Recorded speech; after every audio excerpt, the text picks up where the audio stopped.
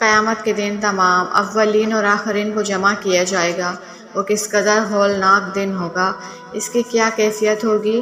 قرآن مجید میں بار بار اس کی منظر کشی کی گئی ہے۔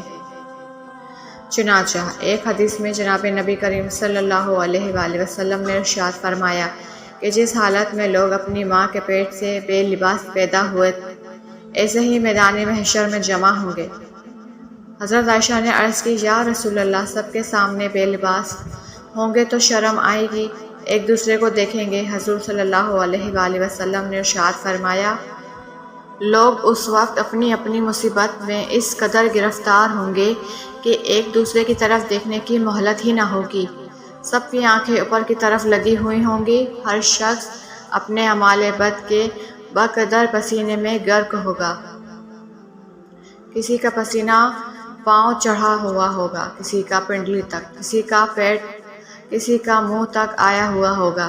اس وقت ہر شخص سے 4 چیزوں کا سوال ہوگا۔ عمر کس کام میں ختم کی اور اللہ تعالیٰ کے عطا کیے جسم کو کس کام میں لگایا۔ دین کا جو علم حاصل کیا تھا اس پر کتنا عمل کیا۔ مال کہاں سے کمایا، کہاں خرچ کیا، یعنی جائز طریقے سے کمایا یا حرام طریقے سے، اور مال کو اللہ کے حکم کے مطابق خرچ کیا یا نافرمانی کے کاموں میں اڑا دیا۔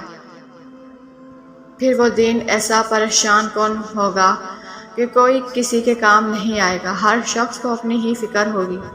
چنانچہ ارشاد باری تعالیٰ ہے، یعنی قیامت کا دن ایسا دن ہوگا جس دن آدمی اپنے بھائی سے، اپنی ماں سے، اپنے باپ سے اور اپنی بیوی اور اپنی اولاد سے بھاگے گا، کوئی کسی کے کام نہ آئے گا۔ ہر شخص کو اپنا ہی ایسا مشغلہ ہوگا جو اس کو دوسرے کی طرف متوجہ نہ ہونے دے گا۔ اور بھی بکثرت آیت میں انسان کو اس دن کے مصائب کی طرف توجہ دلائی گئی ہے تاکہ انسان اس دن کے آنے سے پہلے ہی اس کے لیے تیاری کرے اور دنیا میں ایسے اعمال اختیار کرے کہ اللہ تعالیٰ کی رضا حاصل ہو۔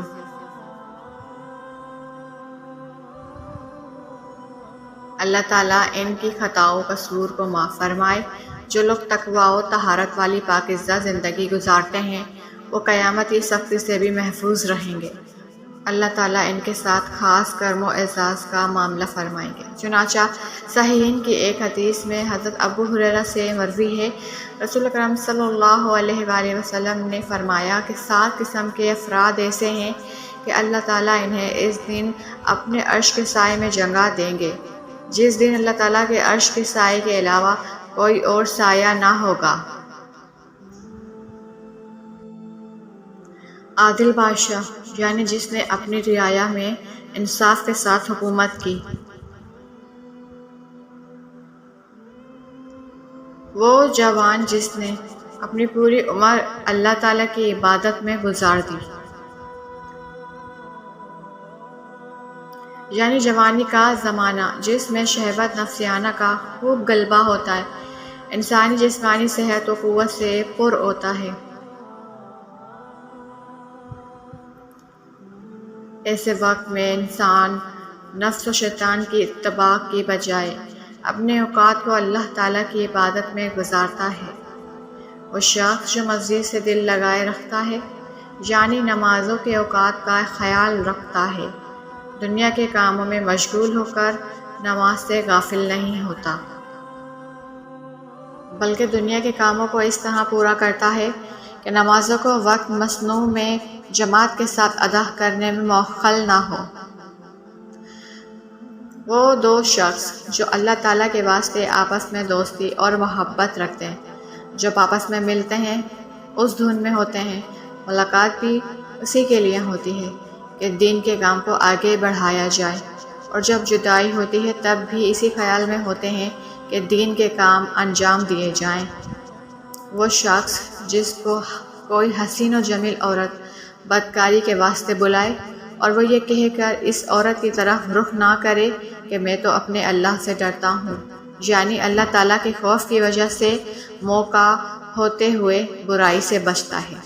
وہ شخص جو اس طرح مخفی طور پر صدقہ کرتا ہے کہ دائیں ہاتھ سے خرچ کرنے کی بائیں ہاتھ کو خبر نہ ہو، یعنی انتہائی اخلاص کے ساتھ خالص اللہ تعالیٰ کی رضا حاصل کرنے کے لیے مال خرچ کرتا ہے۔